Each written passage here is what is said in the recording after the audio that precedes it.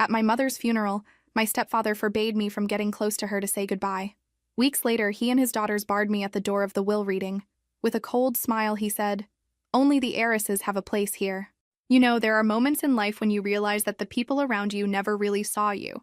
That's exactly what I felt on that cold March day, standing outside the Riverside Methodist Church, watching my own mother being carried into the hearse while I couldn't even say goodbye to her properly.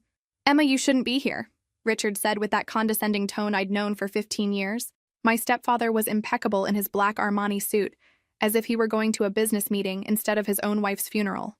"This is a moment for family. Family." The word came out of his mouth as if I were a stranger who had gotten lost along the way. I was 26 years old and had spent the last 2 caring for my mother during her battle against cancer, while he controlled every medication, every medical visit, every moment of her lucidity. And now I was treated like an intruder. "I am family," I replied, trying to keep my voice steady even with tears burning my eyes. She was my mother. Sophia, his older daughter, approached with her typical expression of superiority.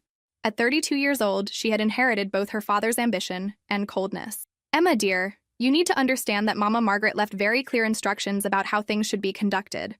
Mama Margaret. They couldn't even call her by her real name. For them, my mother was always just the woman who had married the family patriarch, not the brilliant and caring doctor I had known since birth. The funeral was an elaborate performance.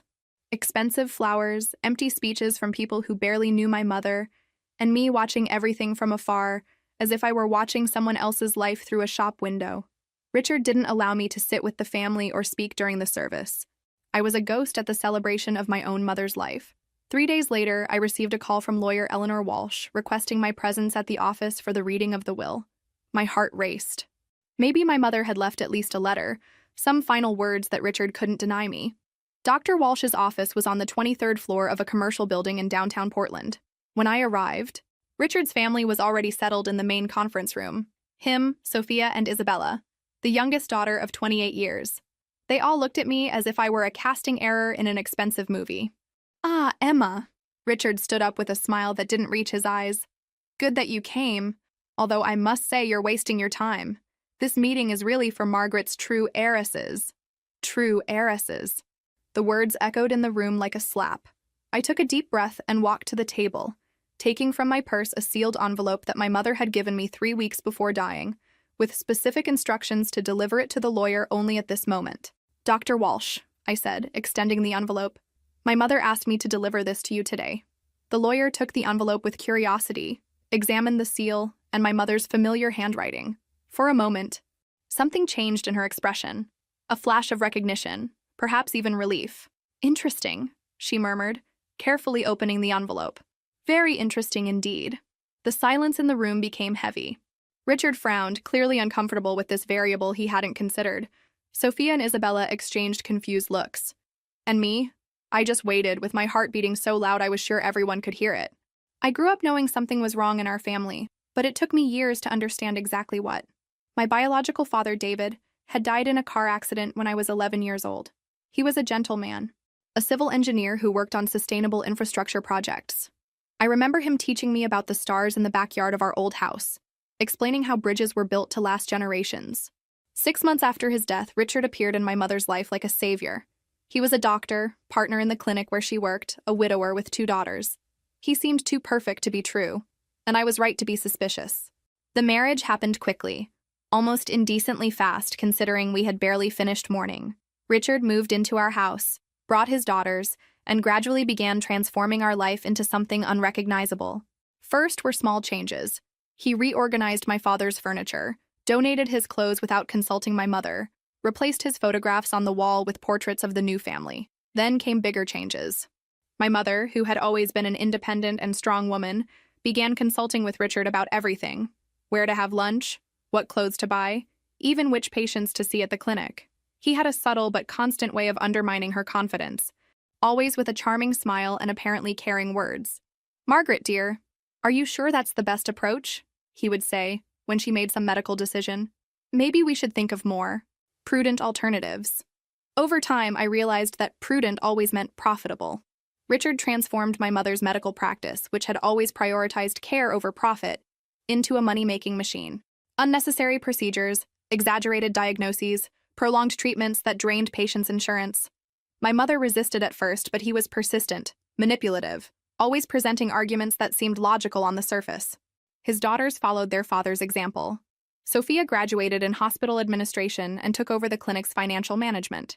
Isabella graduated in psychology, worked as a wellness consultant, a position created specifically for her, which basically involved convincing anxious patients to do more exams and consultations. I was treated like a stranger in my own house. In family meetings, my opinions were ignored or ridiculed. When I questioned certain clinic practices, Richard would smile condescendingly and say, "Emma, dear, you're too young to understand the complexities of modern medicine." During my mother's illness, Richard's control intensified. He monitored every medication, decided which doctors she could consult, controlled her medical information. I begged him to consider alternative treatments, different specialists, but he always had a convincing excuse to keep everything under his direct control. "Trust me, Emma," he would say with that smile I had learned to hate. "I know what's best for Margaret. After all, I'm her husband and her medical colleague." 3 weeks before dying, my mother had one of her rare moments of lucidity. Richard had left for an emergency consultation, something that conveniently happened whenever she showed signs of improvement. It was a rainy Tuesday in February, and I was beside her bed in the master bedroom, helping her take the pain medication Richard had prescribed.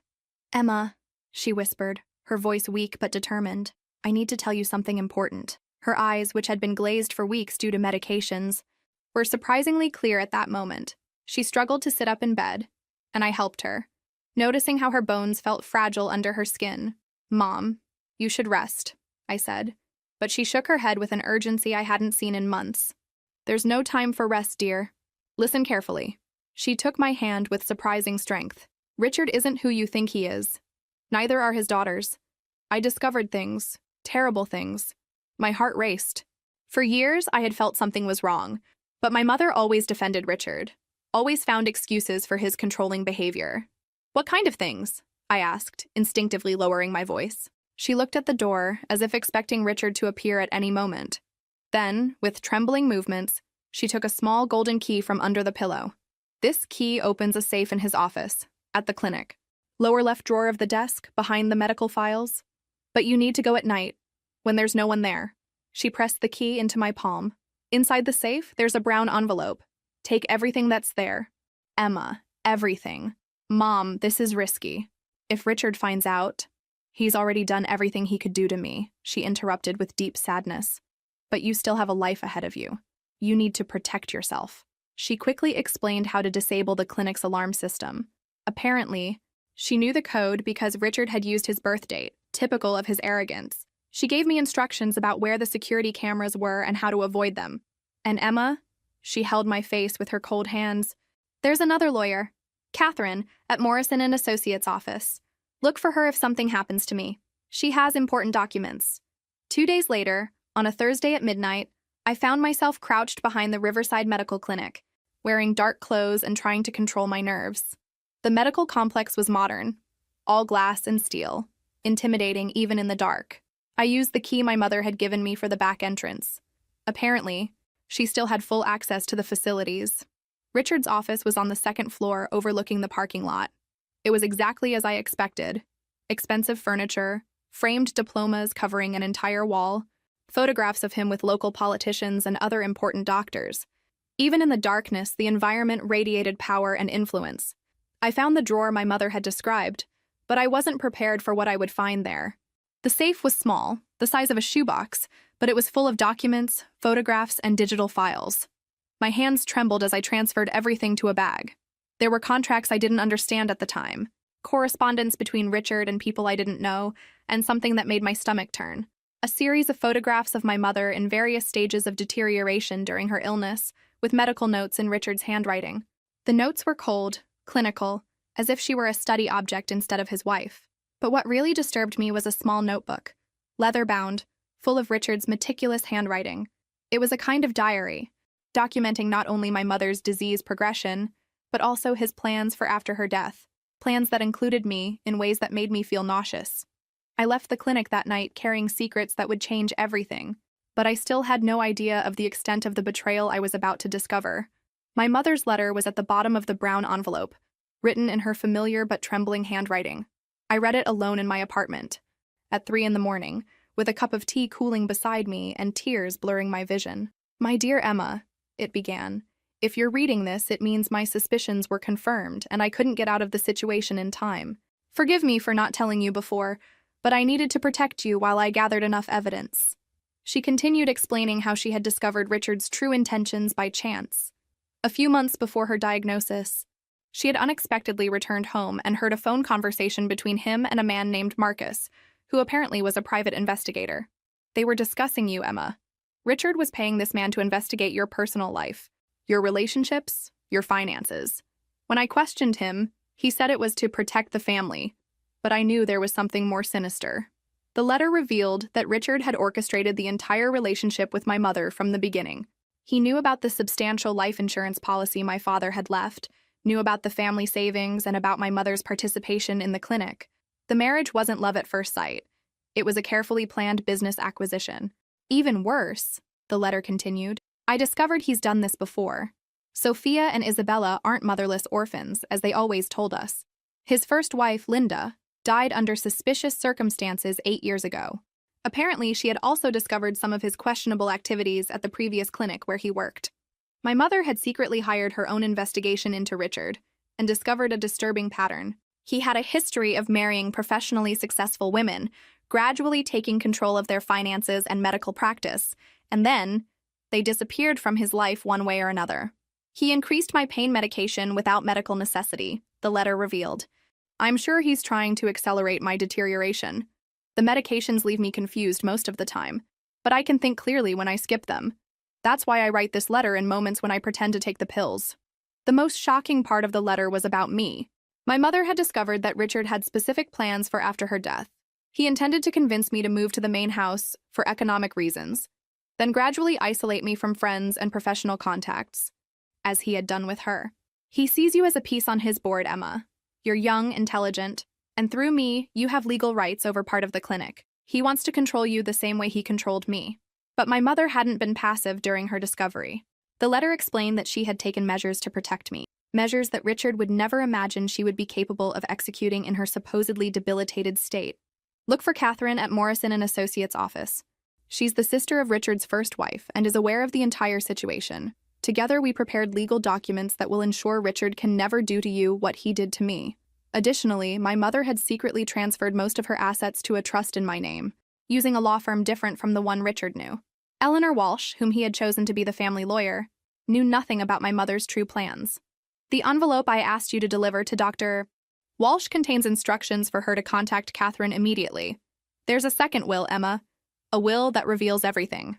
20 minutes after delivering the envelope to Dr. Walsh, a second lawyer entered the conference room. Catherine was an imposing woman in her 50s, with perfectly arranged gray hair and a leather briefcase that seemed to contain the weight of the world. Richard's expression instantly changed from arrogant confidence to genuine confusion.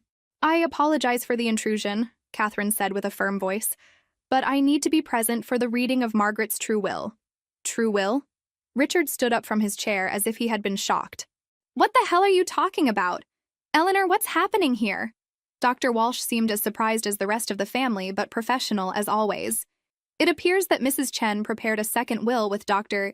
Catherine, which has legal precedence over the document I prepared."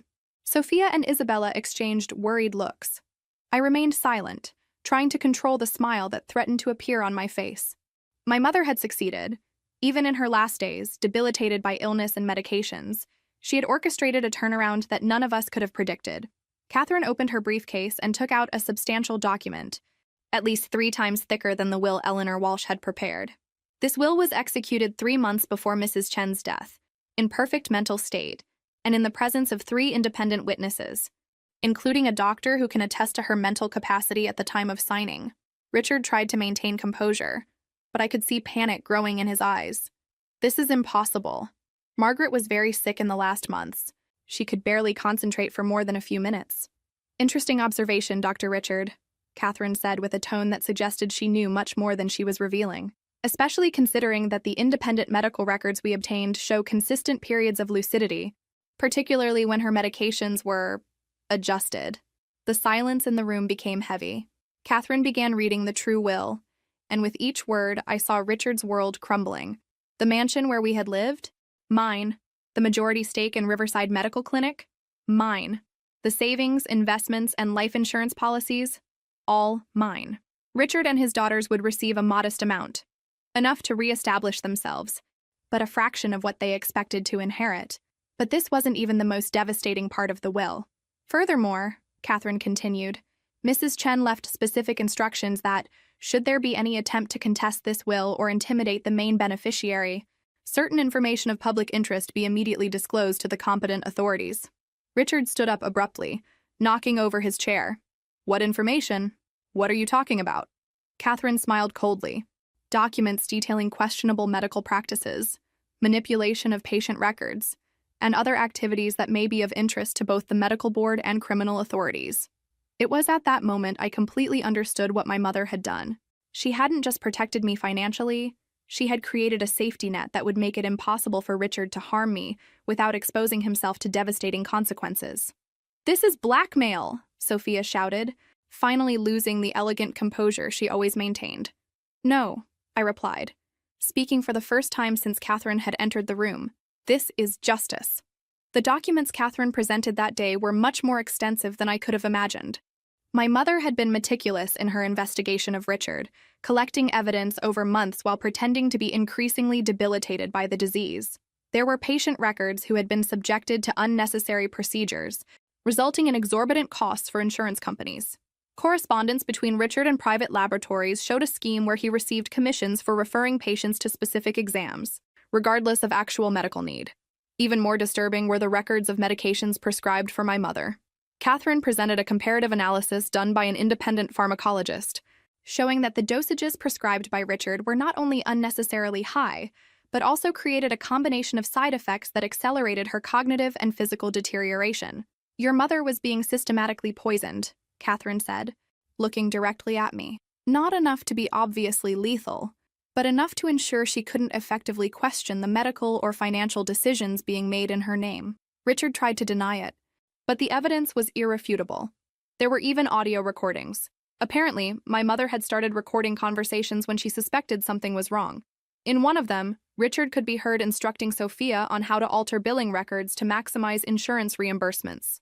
You can't prove I had malicious intentions, Richard said, his voice losing the authoritative confidence it always carried. I'm her doctor. All my decisions were based on the best medical judgment. Catherine opened another folder. Then how do you explain this? She placed on the table copies of emails between Richard and a private investigator, discussing strategies to neutralize the influence I could have over my mother. There was also correspondence with lawyers about ways to legally remove me from the inheritance, including possibilities of declaring me mentally incompetent or implicating me in some minor crime. Isabella, who had remained silent during the entire reading, finally spoke. Dad, what did you do? I protected our family, Richard exploded. Everything I did was to ensure our future. Emma was never really part of this family. She's a stranger who was draining the resources that should be ours. Draining resources? I repeated, feeling a rage that had been dormant for years finally awakening. I took care of my mother while you were busy planning how to divide her inheritance. I was by her bedside every night while you were working late at the clinic. You don't understand the complexities of the financial situation, Sophia tried to intervene, but her voice lacked its usual authority. Actually, I understand perfectly, I replied, surprising everyone, including myself, with the firmness in my voice. I understand that you turned my mother's medical practice into a fraud scheme. I understand that you kept her over-medicated so she couldn't question what was happening. And I understand that you plan to do the same thing to me. Catherine observed the confrontation with professional satisfaction. The evidence also shows a conspiracy to commit large-scale insurance fraud. Phantom procedures, inflated diagnoses, medical equipment that was never used but was charged to patients. She placed more documents on the table. And there's something else. Documents showing that Dr. Richard has been doing this for years, in multiple clinics. There's a pattern of behavior that extends far beyond Mrs. Chen's case. What does this mean? I asked, though part of me already knew the answer. It means your stepfather faces not only the loss of inheritance, but also possible federal criminal charges for insurance fraud, which could result in decades in prison. Richard collapsed in his chair, finally understanding there was no way out of the situation he himself had created. His daughters looked at him with growing horror, realizing their own careers and reputations were now at risk by association.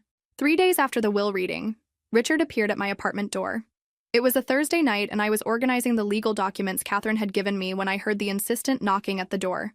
When I opened it, I found my stepfather standing in the hallway, clearly agitated and desperate. "We need to talk, Emma," he said, pushing the door and entering uninvited. The superficial charm he always maintained had completely disappeared, revealing something much darker underneath. "You need to leave, Richard," I replied, keeping the door open. "We have nothing to talk about." "You have no idea what you're doing," he said, walking to the center of my living room as if he owned the place. "You think you can destroy me with those fake documents? You think you can take everything I built over decades? Fake." The word echoed in the room, but I didn't let myself be intimidated as I used to. "The documents are real, Richard. The recordings are real. The medical records are real. And you know it." He turned to me with an expression I'd never seen before. Pure rage without the mask of civility he always wore. "Your mother was a sick and paranoid woman. She invented these stories because she couldn't accept that she needed intensive medical care." "Intensive medical care?" I repeated, feeling my own anger grow. "You were systematically poisoning her. We have the pharmacological analyses to prove it." "I was treating her!" he shouted. And for the first time in 15 years, I saw Richard completely out of control. "Everything I did was to help her have a dignified and painless death." "Lie," I said simply. "You were slowly killing her so you could control everything without interference. And now that your plans failed, you came here to try to intimidate me." Richard approached me, and I instinctively stepped back. There was something predatory in his movements, something that made me realize he was much more dangerous than I had imagined. "You're a naive and stupid girl," he said in a low, threatening voice. "You think you can play with people like me? You think your dead mommy can protect you forever? Leave," I said, trying to keep my voice steady while my hand moved discreetly toward the phone. "Leave now or I'll call the police." "Call the police?" He laughed bitterly. "Let's see what they think when they find out about your own questionable activities. You think I don't know about your college debts? About the jobs you lost? About the failed relationships?"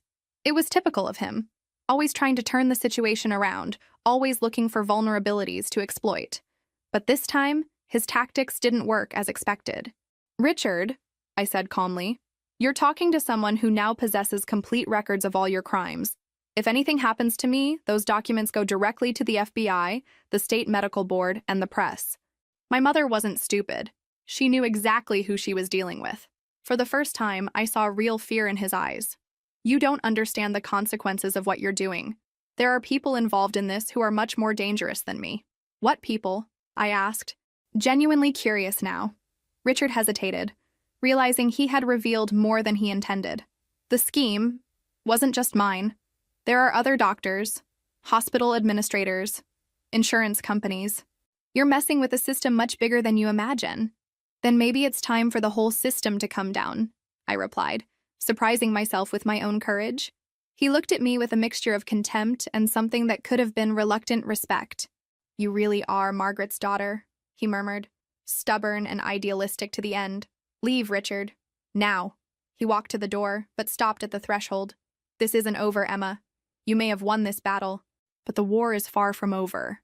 After he left, I leaned against the closed door, trembling. It wasn't from fear. It was from adrenaline. For the first time in my life, I had faced Richard on equal terms and had won. But his words about other people worried me. If the scheme really extended beyond my family's clinic, I could be dealing with something much bigger and more dangerous than I had imagined. The next morning, I called Catherine and told her about Richard's visit. She listened in silence, taking notes, and then said something that completely changed my perspective on the situation. "Emma, your mother knew about the other people involved. In fact, it was part of the reason she was so careful in documenting everything. She wasn't just protecting you. She was building a case that could bring down an entire network of medical corruption." Catherine explained that my mother had discovered that Richard was part of a much broader scheme, involving at least 6 clinics in the Portland region, 2 insurance companies, and a diagnostic laboratory. The scheme worked in a coordinated manner. Doctors would prescribe unnecessary exams. The laboratory would execute them at inflated prices. And the insurance companies approved reimbursements in exchange for hidden commissions. "Dr. Marcus, your mother's partner at the clinic, was at the center of it all," Catherine revealed. "He was the one who originally recruited Richard. They chose doctors with significant debts or other financial vulnerabilities and gradually co-opted them into the scheme. Dr. Marcus. I remembered him from the few times I had visited the clinic. A corpulent man with a gray mustache, always talking about operational efficiency and resource maximization. My mother never seemed comfortable around him, but I had attributed this to personality differences. Your mother began to suspect when she noticed discrepancies in some elderly patients' records, Catherine continued. Procedures that were billed but never performed. Diagnoses that didn't correspond to the symptoms presented. She began investigating discreetly and discovered that Richard was actively participating in the scheme. That's why she was poisoned, I said, the pieces finally falling into place. She had discovered everything. Exactly. And there's more. Your mother wasn't the first to discover the scheme. Dr. Marcus had to deal with other doctors who became problematic over the years. Some were simply fired and threatened with defamation lawsuits if they spoke. Others what? Others had accidents, or developed sudden medical conditions that forced them into early retirement. Your mother believed that Richard had learned his slow poisoning techniques from Dr. Marcus. My blood ran cold. How many people did they kill? We don't know for certain, but your mother identified at least 3 suspicious cases in the last 5 years. Doctors who questioned certain practices and then died or became incapacitated in ways that seemed natural but had questionable elements. Catherine opened a file and showed me photographs and medical documents. Dr. Jennifer, cardiologist who began questioning the abnormally high number of cardiac procedures being performed on patients who didn't need them, died of a heart attack at 42 years old, with no family history of heart problems. Dr. Robert, coincidentally a distant cousin of yours, oncologist who discovered that patients were being subjected to unnecessary chemotherapy, developed an aggressive brain cancer and died in 6 months. Dr. Sarah, pulmonologist who questioned unnecessary respiratory procedures, died in a car accident when her brakes failed. All of them had begun asking inconvenient questions about the clinic network's practices, Catherine concluded, and all died before they could present their findings to authorities. I was beginning to understand the magnitude of what my mother had discovered and why she had been so careful in her investigations. It wasn't just about financial fraud. It was a scheme that killed people who became threats, and killed patients through unnecessary and dangerous treatments. It was Isabella who tried to kill me. 2 weeks after the conversation with Catherine about the extent of the criminal scheme, I was working late at the clinic, now technically my property, trying to organize medical records and identify all patients who had been harmed. It was a monumental and emotionally devastating task, discovering case after case of people who had suffered unnecessarily. It was almost 11 at night when I heard footsteps in the hallway. I assumed it was the night security guard making his rounds, but the footsteps stopped in front of the office door where I was working. The handle turned slowly. Emma? Isabella entered the room, carrying a medical bag and wearing scrubs as if she had come straight from a shift. Good to find you here. We need to talk. There was something different about her, a strange calm that made me immediately alert. Isabella had always been the more volatile of the 2 sisters, prone to emotional and dramatic outbursts. This serenity wasn't natural. Isabella, it's almost 11 at night. What are you doing here? I came to get some of Dad's things before you changed everything, she said, closing the door behind her and turning the key. The sound of the lock clicking echoed in the room like a gunshot. Why did you lock the door? I asked, trying to keep my voice calm while my mind began calculating distances to the phone, to the door, to anything I could use as a weapon. Because we don't want to be interrupted, she said, opening the medical bag and taking out a syringe. You've caused a lot of problems, Emma. You destroyed our family, our reputation, our future, and now you're going to pay for it. Isabella, stop this. You don't want to do this. Of course I do, she said, slowly approaching. You were always a problem, always questioning, always judging, always thinking you were better than us. Mama Margaret was weak, but you're dangerous. I backed away, going around the table to keep distance between us. Your father killed my mother. You defrauded insurance and hurt innocent patients. I'm not the villain in this story. Dad did what was necessary to protect the family's interests, she shouted, losing her cold composure. And you destroyed everything for revenge. It wasn't revenge. It was justice. Isabella lunged at me with the syringe, but I managed to jump to the side, knocking over a chair between us. The liquid in the syringe was clear, probably something that would look like an accidental overdose or heart attack.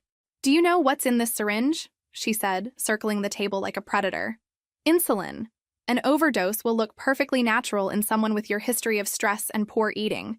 You'll have a hypoglycemic crisis and die before anyone finds you. Isabella. Think about what you're doing. This is murder. You're a psychologist. You dedicate yourself to helping people. I dedicate myself to protecting my family, she roared. And you're not family. She attacked again, and this time almost managed to grab me. We fought around the table, knocking over papers and equipment. Isabella was bigger than me, but I had the advantage of adrenaline and desperation. During the struggle, I managed to grab a heavy letter opener from the table and hit her wrist, making her drop the syringe. The glass shattered on the floor, spreading insulin everywhere. "You little bitch!" she screamed, lunging at me with open hands, clearly intending to strangle me. That's when the self-defense training my biological father had taught me in childhood finally proved useful. I managed to use her momentum against herself, knocking her to the floor and immobilizing her arm behind her back. "Help!" I shouted as loud as I could. "Help!" The security guard arrived in minutes, followed by the police. Isabella tried to claim that I had attacked her first, but the security cameras told a different story. And when the police analyzed the contents of the broken syringe, they found a lethal dose of insulin, enough to kill a horse. The trial was a media spectacle. For 3 months, the sordid details of the medical scheme dominated local and national headlines. Richard, Dr. Marcus, and 6 other people were indicted on multiple federal charges: conspiracy to commit fraud, manslaughter, poisoning, and attempted murder. The evidence my mother had collected proved devastating. Besides the financial documents and audio recordings, investigators found detailed digital records of the entire scheme on the clinic's computers. Apparently, Dr. Marcus had kept meticulous records of all illegal transactions, probably as insurance against his partners. During the trial, we discovered the complete extent of the scheme. Over 8 years, the clinic network had defrauded more than $15 million from insurance companies. More importantly, there was documentation of at least 43 patients who had been subjected to unnecessary procedures that resulted in serious complications or death. Richard tried to claim he was just a minor participant, manipulated by Dr. Marcus. But evidence showed he had been an active architect of the scheme, especially the part involving eliminating internal threats like my mother. Forensic analysis of my mother's body confirmed what Catherine had suspected. She had been systematically poisoned with a combination of medications that created symptoms mimicking the natural progression of cancer, but dramatically accelerated her deterioration. Dr. Richard essentially tortured his wife to death, the prosecutor said during closing arguments. He kept her conscious enough to suffer, but confused enough that she couldn't defend herself or seek help. Sophia tried to make a deal with the prosecution, claiming she didn't know the extent of her father's crimes. But records showed she had been fundamental in creating the financial aspects of the scheme, and there was evidence she knew about at least 2 of the suspicious deaths of other doctors. Isabella wasn't so lucky. Her attempt to murder me had been filmed by security cameras, and there was no way to deny her intentions. Additionally, investigators discovered she had helped administer the treatments that killed my mother, providing psychological support that was actually emotional manipulation designed to keep my mother isolated and docile. The sentences were severe. Dr. Marcus received life in prison without possibility of parole for multiple murder charges. Richard was sentenced to 30 years for second-degree murder, conspiracy, and federal fraud. Sophia received 15 years for conspiracy and fraud.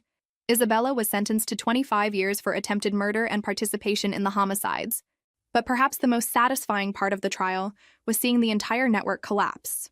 The other clinics were shut down, dozens of medical professionals lost their licenses, and the insurance companies involved faced their own federal investigations.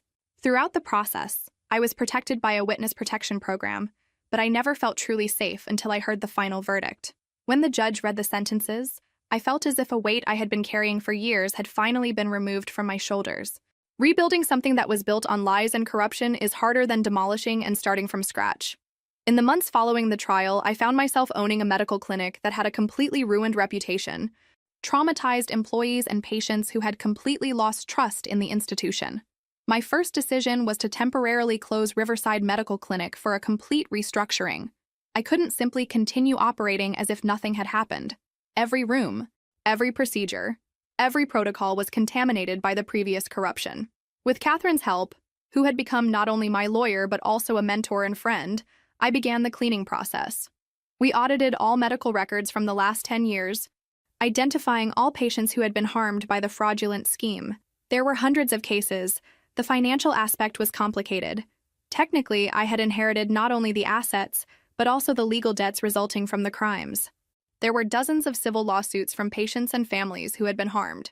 Instead of fighting these lawsuits, I made a decision many people considered financially irresponsible. I established a voluntary compensation fund. Emma, you have no legal obligation to do this, Catherine warned me during one of our weekly meetings. The criminal actions were committed by Richard and his accomplices. You're technically a victim too, but I own the clinic now, I replied. And if I'm going to rebuild something of value, it needs to be based on doing what's right, not what's legally required. Establishing the compensation fund drained almost half the inheritance I had received. But it was worth every penny. Seeing the relief on the faces of families who finally received recognition and compensation for the suffering they had endured was more rewarding than any luxury money could have bought. The clinic's reopening was a careful and deliberate process. First, I changed the name to Margaret Medical Center, in honor of my mother and the ethical legacy she truly represented. Then I implemented radical transparency protocols that were practically unprecedented in the medical industry. Every procedure, every diagnosis, every treatment was documented not only for medical records, but also explained in simple language for patients.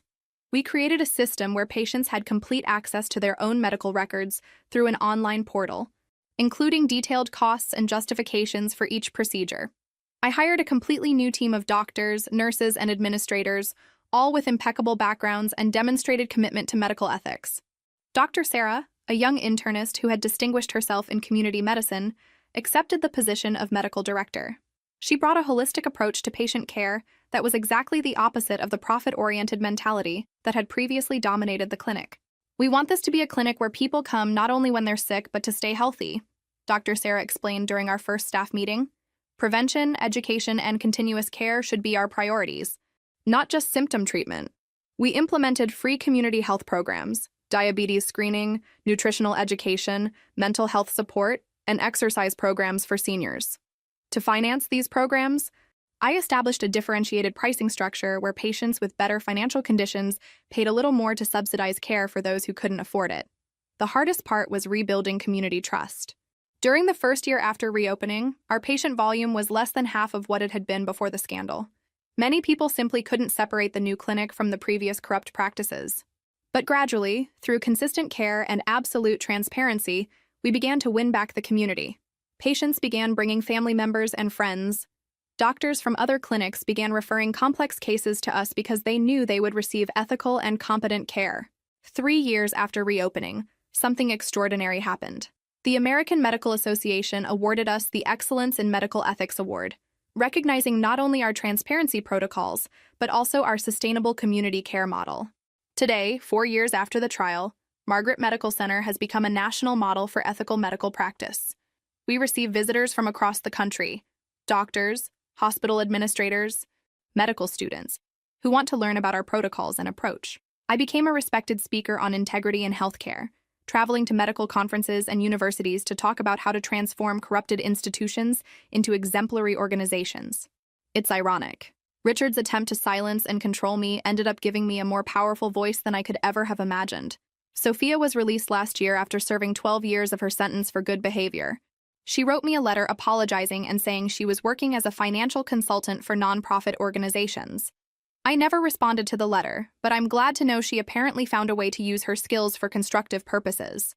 Isabella is still in prison and, as far as I know, will remain there for at least another decade. She never tried to contact me, and I hope she never does. Richard died in prison last year, heart attack at 68 years old. When I received the news, I felt a strange sadness, not for him, but for the waste of a life that could have been used to help people instead of exploiting them. Dr. Marcus also died in prison 2 years ago. Apparently, other prisoners don't react well to people who poison vulnerable patients. As for me, I found a peace I never thought would be possible. It's not the peace of satisfied revenge, but the peace of fulfilled purpose. Every day I go to work, I know I'm truly honoring my mother's memory and the legacy she wanted to leave. The clinic didn't make me rich. In fact, I earn less now than I would working for any large hospital system. But it made me something much more valuable. It made me someone who can look in the mirror every morning and completely respect herself. Sometimes I still dream about my mother. In the dreams, she's healthy and happy, working in a sunny medical office, caring for patients with the same love and dedication she always showed. She never speaks in the dreams, but she always smiles when she sees me, and I wake up knowing she's proud of what we built together. The most important lesson I learned through this entire experience is that our response to betrayal defines who we become, much more than the betrayal itself. I could have used my inheritance to get revenge destructively, or I could have simply sold everything and tried to forget the past. Instead, I chose to transform something corrupted into something beautiful. Today, when young doctors ask me how to deal with ethical pressures in their careers, I always say, remember that you're not just treating symptoms or diseases. You're caring for people who trust their lives in your hands. That trust is sacred, and once broken, it can take a lifetime to rebuild. Margaret Medical Center continues to grow. We're planning to open a second location next year, and 3 medical schools have created internships specifically for students to learn our transparency and patient-centered care protocols. But perhaps the achievement I'm most proud of is a small plaque in the main reception of the clinic. It simply says, "In memory of Dr. Margaret, physician, mother, and model of integrity. Her legacy lives in every life we touch." My mother was murdered by people who thought they could erase her influence and control her legacy. Instead, they inadvertently created something much more powerful and lasting than she could ever have built alone. Through her courage in documenting the truth, even while facing death, she not only saved me, she saved countless future patients and created a model for how medicine should be practiced. Sometimes justice isn't just punishing the guilty. Sometimes justice is transforming your pain into something that makes the world a little better for the next people who will walk the same path you traveled.